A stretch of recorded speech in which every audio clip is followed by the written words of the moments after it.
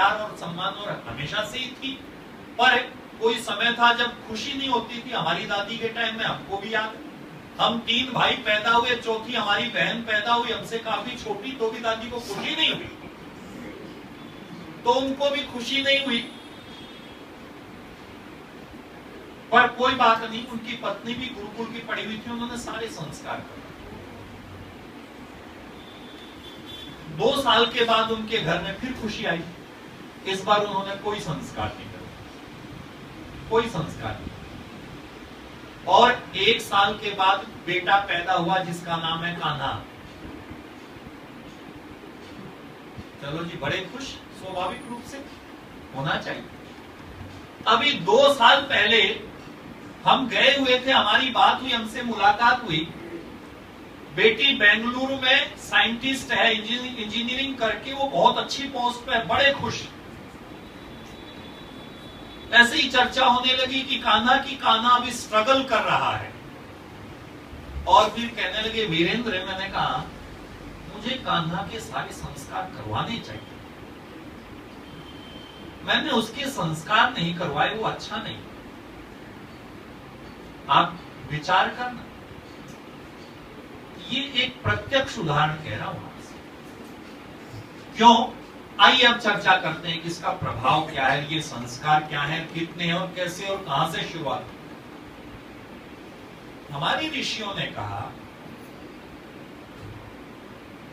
एक आत्मा जो अपने साथ, हम कहते हैं ना कि बच्चा जो आता है कोरा कागज होता है, कहीं कोरा कागज नहीं, कोरा कागज कहीं नहीं होता, इस बात को दिमाग से निकाल दीजिए। कोरा कागज अगर होता तो आपके घर में 2 कोरे कागज पैदा हुए, किसी के 4, किसी की 6, जिसकी जितनी संतानें, और आपने अपने दोनों कोरे कागजों पर, चारों कोरे कागजों पर बढ़िया से बढ़िया लिखने का यत्न किया। एक पर आपका लिखा हुआ इतना सार्थक हो गया, इतना सफल हो गया कि वो कमाल कर दिया, और दूसरे पर आपका लिखा हुआ असफल हो गया। एक माता पिता की 2 संतान, वो कहानी हमको याद है कि एक व्यक्ति यात्रा करता हुआ जंगल के मुहाने पर पहुंचा, तो एक तोता, इंसान की बात छोड़ो, एक तोता पेड़ के ऊपर बैठा उसे दिखाई दिया। तोते ने कहा, पकड़ो, राजा है, जाने ना पाए, मारो, लूटो। ये आदमी बड़ा हैरान हुआ, भागने लगा। राजा बड़ा हैरान हुआ, जंगल की तरफ भागा, मरता क्या न करता। जब जंगल के अंदर पहुंचा तो एक और दीवार पर तोता बैठा था। उसने कहा, आइए राजन, आपका स्वागत है, ऋषि संध्या वंदन कर रहे हैं, आप आइए, जल ग्रहण कीजिए। ये बड़ा हैरान हुआ, इसने कहा, ये क्या बात। ऋषि के पास पहुंचा, प्राण में प्राण आए, ऋषि से चर्चा करने लगा। मैं कहने लगा, महाराज, एक तोता मुझे मारने लूटने की बात कह रहा था, दूसरा तोता मुझे आमंत्रित कर रहा है, ये क्या। ऋषि ने कहा, राजन, ये दोनों भाई हैं। अब आप एक बात देख लीजिए कि एक माता पिता की संतानें एक जैसी न शिक्षा में है, न प्राप्ति में है, न कारोबार में है, न आचरण में है, न व्यवहार में है। अगर है तो बहुत अच्छी बात है तो परमात्मा का आशीर्वाद, ऐसा नहीं कि कहीं भी नहीं होंगे, पर आम तौर पर नहीं है। ऐसा क्यों है? अगर 2 कोरे कागज आपके घर में आए और आप लिखने वाले एक ही व्यक्ति हैं, आपने अच्छा लिखा, तो क्यों नहीं हुआ ऐसा? क्यों पुलस्त्य जैसे ऋषि के घर में रावण जैसी संतान पैदा हो गई, और पुलस्त्य जैसे ऋषि के घर में विभीषण जैसी भी संतान पैदा हो गई? ऐसा क्यों हो गया? ऋषियों ने कहा, ऐसा इसीलिए हो गया कि हर एक जीव जो आपके घर में आ रहा है, वो अपने साथ कुछ लेकर आ रहा है, वो कुछ लेकर आ रहा है। और आप हैरान होंगे, मैं तो खुद भी हैरान हूं, जब मैं जानने का यत्न कर रहा था, विचार कर रहा था, इतना लेकर के आ रहा है कि कई बार तो एक बच्चा पैदा होता है, आसमान में घर पहुंच जाता है, कारोबार, सब चीजें ऐसे कदम पड़ते हैं, एक घर में बहू आ जाती है, ऐसे कदम पड़ते हैं, कमाल हो जाता है, एक बच्चा आ गया, ऐसा हो जाता है, कमाल हो जाता है। ये सब क्या है? ये सब क्या है? अगर वो खाली आ रहा है, कोरा कागज आ रहा है, तो ऐसा नहीं होता। ऋषियों ने कहा नहीं, वो जो आपके और हमारे घर आ रहा है ना, वो अपने साथ कुछ लेकर के आ रहा है। अब वो लेकर आ रहा है तो आप क्या करें? अगर वो लेके ही सब कुछ आ रहा है तो आप क्या करेंगे? फिर ये संस्कार किस लिए है अगर वो सब कुछ लेकर के आ रहा है? ऋषियों ने कहा वो लेकर के तो आ रहा है, पर जिस प्रक्रिया से, जिस माध्यम से, जिस तरह से वो आ रहा है, उसका लाया हुआ थोड़ा सा धूमिल पड़ जाता है, डल हो जाता है, दब जाता है। वो ऐसे अक्षर हैं जो कागज पर कभी लिखे तो गए हैं, पर उनकी इबारतें थोड़ी सी मध्यम पड़ गई है, थोड़ी सी डल पड़ गई है। जैसे आपने इस बाहर फर्श पर एक गिलास पानी डाल दिया और पानी सूख गया। पानी बेशक सूख गया है, लेकिन पानी का निशान होगा कि नहीं होगा? हो। और दूसरी बार एक गिलास पानी आप फिर से उसी जगह पर डालिए तो कहां से जाएगा? उसी जगह से जाएगा, नया रास्ता नहीं बनाएगा। जो पहली बार पानी जहां से गिरा हुआ था वहीं से वो पानी जाएगा, उसी आकार में जाएगा, ज्यादा होगा तो आगे निकल जाएगा। ऋषियों ने कहा ऐसे ही जो संतान, जो जीव, जो प्राणी आपके घर में आ रहा है वो अपनी लिखी हुई इबारत ला रहा है।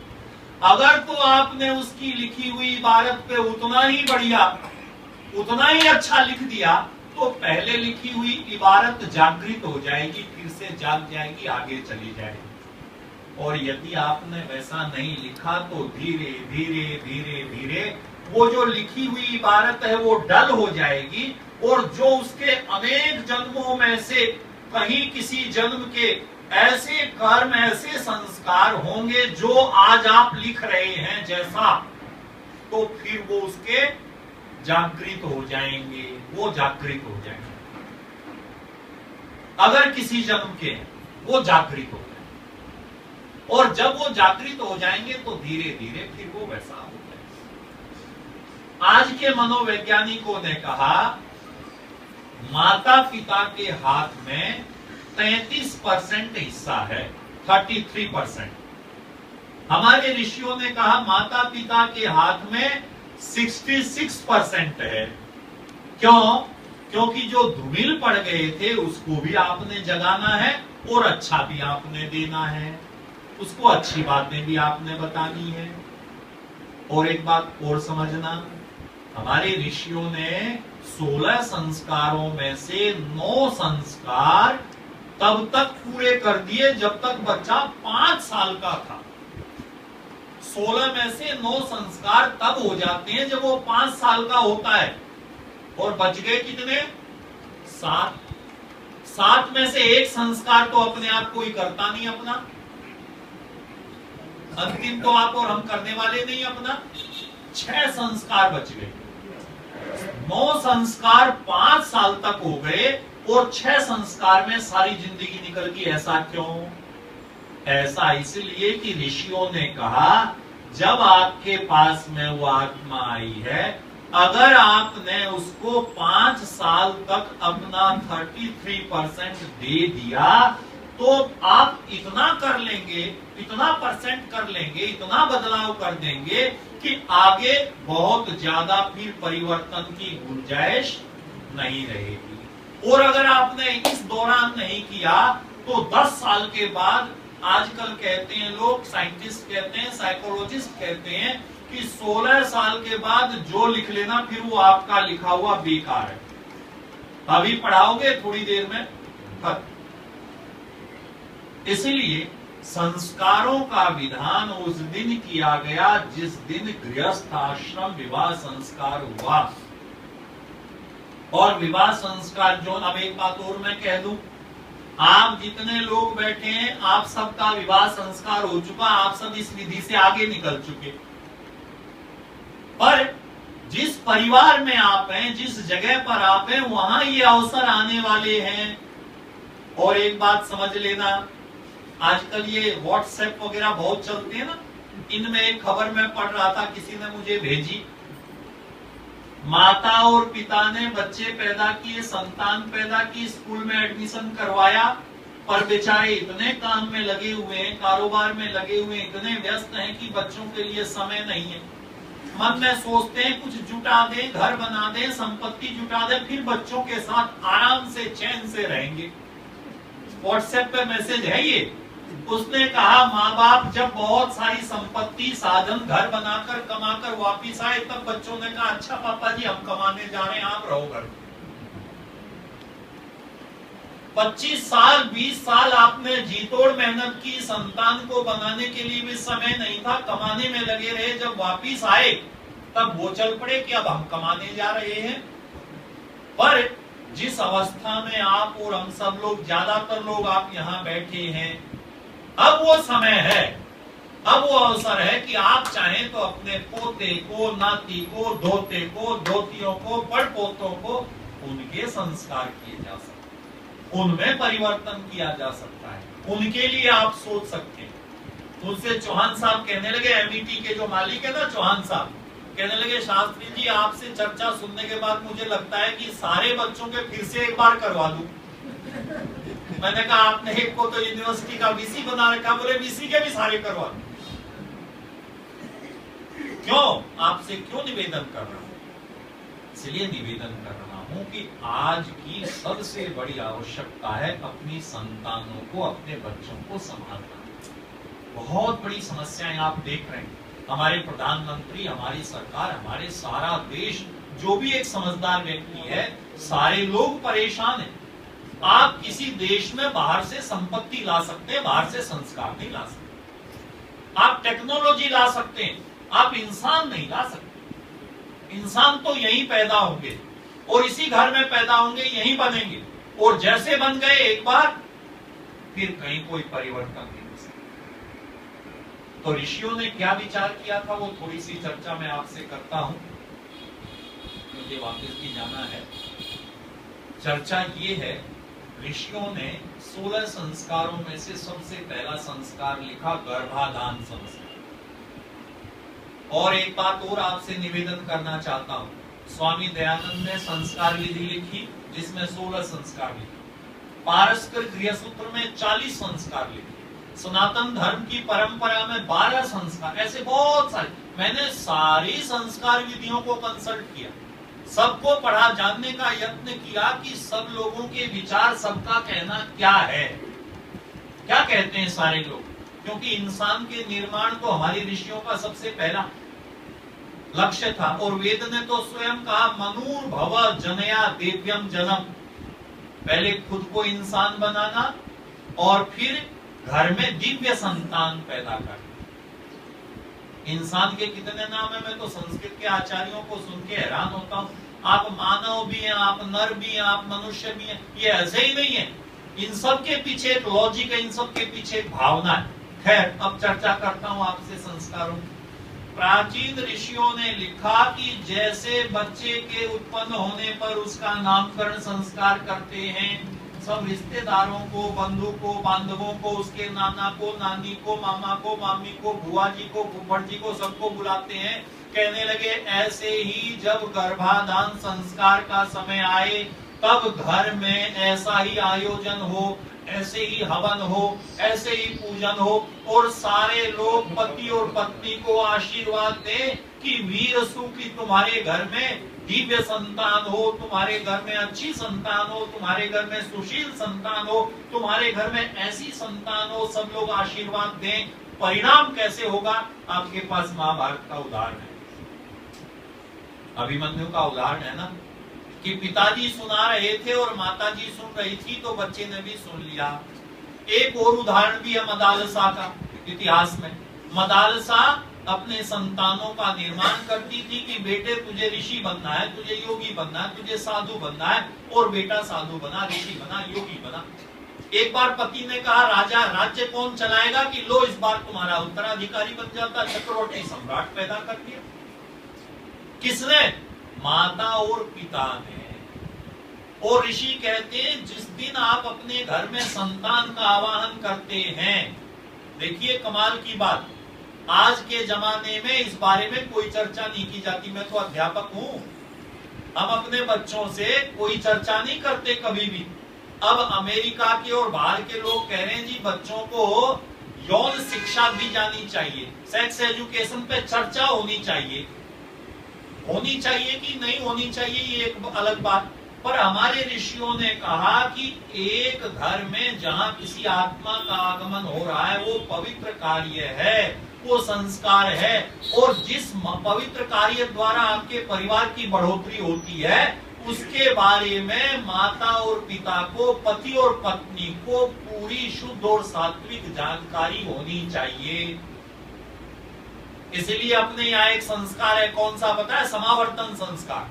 जिस दिन विद्यार्थी शिक्षा पूरी करके वापस चलता था तो गुरु उसको 3 दिन तक वहीं रखता था, उसके माता पिता को बुलाता था, रिश्तेदारों को बुलाता था कि आ जाओ, ले बेटा अब तक तू ब्रह्मचारी था, अब तक तेरे लिए तेल लगाना, कंघी करना, श्रृंगार करना, परफ्यूम लगाना, बाकी सब चीजें मना थी। अब गुरु करवाता है कि अब ले ये परफ्यूम ले, अब स्नान 8 तरह के जल से स्नान किया कर, केवड़े के पानी से, चंदन के पानी से, इससे। आप पढ़ के तो देखो हैरान हो जाओगे, मैं तो हैरान हूं। कहने लगे तुझे प्रजातंतु मां व्यवच्छेदसी, कि अब देख तुझे घर जाके अपनी प्रजा को, अपने परिवार की परंपरा को, तेरे पिता ने तुझे उत्पन्न किया था, अब तू पिता बनने वाला है, तू गृहस्थ में जाने वाला है, तो ये शिक्षा लेकर के जा बेटा, ये करना, ऐसे करना, ऐसे नहीं करना, ये करना, ये करना, ये करना। ये समावर्तन संस्कार। और जब ऐसा बच्चा गृहस्थ में जाता है, ऐसे पति और पत्नी गृहस्थ में जाते थे, तो घर में फिर दिव्य संतान पैदा होता। आज भी यदि कहीं कोई ऐसा विचार हो तो घर में जो संतान आएगी वो दिव्य आएगी, इसमें कोई संदेह नहीं। मैं आपको एक नहीं 10 उदाहरण दे सकता हूं जिनको मैं जानता हूं, जिन घरों में ही आए, और जहां नहीं हुआ वो भी मैंने एक उदाहरण आपको दिया, और भी दे सकता। पहला संस्कार जिसको किया जाना चाहिए सारी प्रजा के सामने, सारे अपने रिश्तेदारों की आशीर्वाद देना है आपने। जब 3 महीने का गर्भ में, माता के गर्भ में संतान हो गई तो उसका दूसरा संस्कार, उसका नाम है पुंसवन संस्कार। पुंसवन संस्कार किस लिए? ऋषि ने लिखा है कि माता और पिता के खून से जो एक खून का एक मांस का टुकड़ा बना है, तीसरे महीने में उसके भीतर, उस चेतनता के भीतर आत्मा का आगमन होता है। फिर आप आवाहन करते हैं कि प्रभु ऐसी आत्मा का आगमन हो जो दिव्य आत्मा हो, ऐसी आत्मा का आगमन हो जो संस्कार, अच्छे संस्कारों के साथ आए। और इतने से भी समाप्ति नहीं होती, वहां पूरी विधि आप पढ़ना। मैं तो थोड़े से समय में संक्षेप में आपको बता रहा हूं कि जब ये हो गया, उसके बाद 7वां महीना जब हो गया और माता के गर्भ में संतान है, तो अगला संस्कार हुआ, उसका नाम है सीमंतोनयन। आजकल इस संस्कार के बारे में तो टीवी वालों ने बता दिया गोद भराई, क्योंकि सगन लेना देना होता है ना, टीवी पे दिखाना होता है गोद भराई की बहुत सारी रस्में। ये गोद भराई बिगड़ा हुआ रूप है सीमंतोनयन संस्कार। जब 7 महीने, 7वां महीना पूरा हो गया है माता के गर्भ में जीव के आगमन का, तब सीमंतोनयन संस्कार है। और सीमंतोनयन संस्कार क्यों होना चाहिए? ऋषि ने लिखा कि इस 7वें महीने में बच्चे का पूरा शरीर बन जाता है। माँ के गर्भ में 7 मास से बच्चे पैदा होते हैं और जीवित भी रहते हैं जी, आपने भी देखा होगा। 7 महीने में बच्चे पैदा हो जाते हैं, जीवित भी रह जाते हैं। तो 7 महीने में संतान पूरी हो जाती है। अब वहां एक जो संस्कार है, उस संस्कार में क्या क्या क्रियाएं की जाती हैं? पत्नी के, माता के यहाँ पर सुगंधित तेल लगाया जाता है, उसको कुछ आयुर्वेदिक औषधियां सूंघने के लिए दी जाती हैं, बड़ की जटा दी जाती है, उसको खिचड़ी और घी बना करके आहुतियां देकर पति का, उस खिचड़ी और घी में पति का रूप देखकर खाने के लिए कहा जाता है। कुछ उसके बाद दिनचर्या बनाई जाती है। कहने लगे जब ऐसा करते हैं तो वो जो आत्मा जो माता के गर्भ में है, अब 1 महीने में उसके शरीर के एक एक अंग के रस का विकास होना है और वो शुद्ध होगा सात्विक। अब बच्चे का जन्म हो गया, जन्म होते ही कौन सा संस्कार है जानते हैं? जात कर्म संस्कार। जात कर्म संस्कार, जात कर्म संस्कार कौन करता है? पुरोहित के लिए नहीं लिखा हुआ, पिता करता है जात कर्म संस्कार। पिता जात कर्म संस्कार करता है और जात कर्म संस्कार करते हुए पिता उससे 3 बातें कहता है। वेदो असि अस्मा भव हिरण्यवित्रिणम भव। बेटे, जीवन में ज्ञानी बनना, पहला वाक्य बच्चे के कान के पास मुख ले जाकर पैदा होते ही पिता पहला वाक्य अपनी संतान से कहता है, वेदो असि, बेटे ज्ञानी बनना, जीवन में ज्ञान अर्जित करना, पहला वाक्य। अस्मा भव, मजबूत शरीर वाला बन। हिरण्यवित्रिणम भव, जीवन में हीरे मोती चांदी सोना इतना कमाना कि बांटने वाला बनना, हिरण्यवित्रिणम भव। आप एक बात कहो, जिस दिन आवाहन किया गर्भ में और जिस दिन दुनिया में आया, यदि आपने इतनी सारी अच्छी बातें आपने कही तो कमाल की बात है, कैसे संतान में अच्छे संस्कार नहीं आएंगे। मैंने लोगों से बात की, लोग कहते जी हम तो हमेशा अच्छी बात कहते हैं, बच्चों पे असर ही नहीं होता। मैंने कहा कैसे नहीं होता, मैं एक अध्यापक